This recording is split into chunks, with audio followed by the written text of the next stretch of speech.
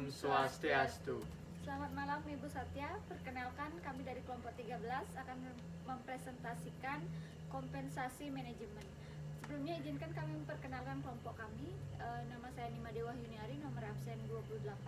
Nama saya Nila Putri Yeniase, nomor absen 27. Nama saya Ketut Wardana, absen 12. Dengan sepokok bahasan, yang pertama ada pengertian kompensasi, yang kedua ada karakteristik kompensasi insentif, yang ketiga ada insentif untuk corporate officer dan manajer unit usaha, yang terakhir ada hubungan keagenan dan kompensasi manajemen.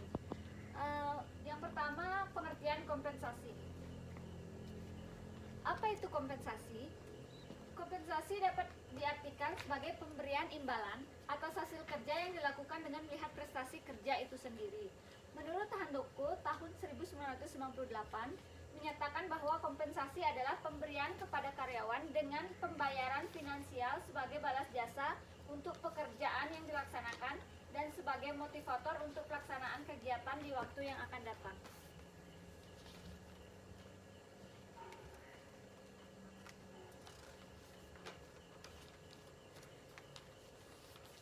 Jenis-jenis kompensasi. Menurut Dessler tahun 1992, kompensasi pegawai memiliki 3 komponen, yaitu yang pertama, pembayaran secara langsung atau direct financial payment, itu dalam bentuk upah, gaji, insentif, dan bonus. Yang kedua ada pembayaran secara tidak langsung atau indirect payment, seperti dalam bentuk tunjangan seperti asuransi dan liburan atas dana perusahaan. Yang ketiga ada ganjaran non-finansial atau non-financial rewards, seperti hal-hal yang tidak mudah dikuantifikasi, yaitu ganjaran seperti pekerjaan yang lebih menantang, jam kerja yang lebih luas, dan kantor yang lebih bergengsi. Selanjutnya akan dijelaskan oleh teman saya. Terima kasih atas waktunya. Di sini saya akan melanjutkan hasil presentasi dari teman saya. Yang kedua adalah karakteristik kompensasi insentif. Pakai kompensasi dari seorang manajer terdiri dari 3 komponen, yaitu yang pertama ada gaji, yang kedua ada benefit. Benefit di sini yang dimaksud adalah bentuk dana pensiunan dan manfaat kesehatan, dan juga berbagai bentuk penghasilan tambahan lainnya. Terus yang ketiga ada kompensasi insentif. Ketika kompensasi di atas saling berkaitan, tapi kompensasi insentif secara khusus berkaitan dengan fungsi pengelolaan manajemen. Next. Terus yang ada rencana kompensasi insentif dapat dibagi menjadi 2 bagian. Yang pertama ada rencana insentif jangka pendek, adalah rencana insentif yang didasarkan atas pencapaian kinerja dalam tahun tertentu. Adapun beberapa tipe rencana, yaitu yang pertama ada stock option. Yang dimaksud dengan stock option yaitu hak untuk membeli sejumlah saham dengan harga yang disetujui pada saat opsi dilakukan. Biasanya harga pasar atau 95% dari harga pasar saat ini selama periode tertentu di masa yang akan datang. Terus yang kedua ada phantom stock. Yang dimaksud dengan phantom stock yaitu memberi penghargaan kepada manajer dengan sejumlah saham secara akuntansi saja. Terus yang ketiga ada stock appreciation rights, yang artinya hak untuk menerima pembayaran kas didasarkan pada peningkatan nilai saham sejak saat pemberian hadiah hingga periode yang telah ditentukan di masa yang mendatang. Terus yang keempat ada yang dimaksud dengan performance shares. Yang dimaksud dengan performance shares yaitu memberikan penghargaan jumlah saham tertentu pada manajer apabila tujuan jangka panjang telah tercapai. Terus yang kelima dan yang terakhir ada disebut dengan performance unit.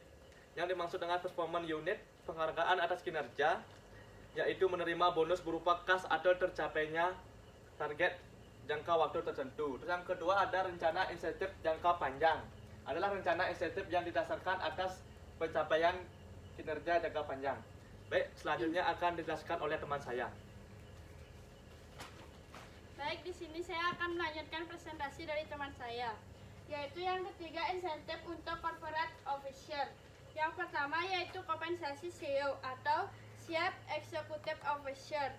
Kompensasi untuk CEO biasanya didiskusikan oleh panitia kompensasi dari Dewan Direktur setelah CEO mempresentasikan rekomendasi kompensasi untuk bawahannya. Yang kedua yaitu ada insentif untuk manajer unit usaha. Yang pertama ada tipe insentif. Yang kedua ada ukuran relatif bonus terhadap gaji. Yang ketiga ada bonus atas dasar. Yang keempat kriteria kinerja.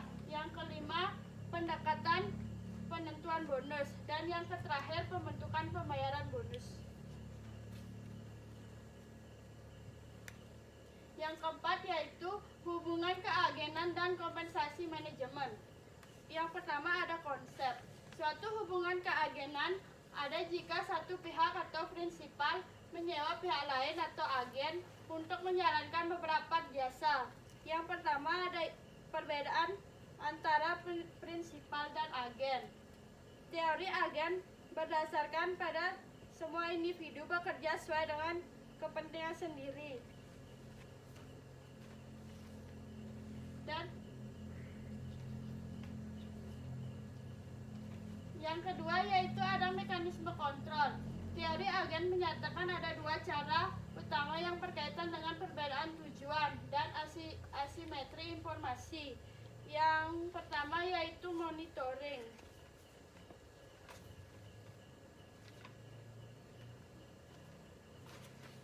Monitoring prinsipal bisa mendesain sistem pengendalian untuk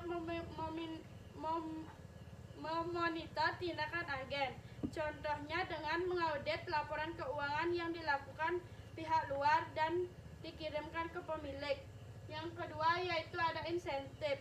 Prinsipal berusaha membatasi perbedaan preferensi yang membuat kontrak insentif yang memadai.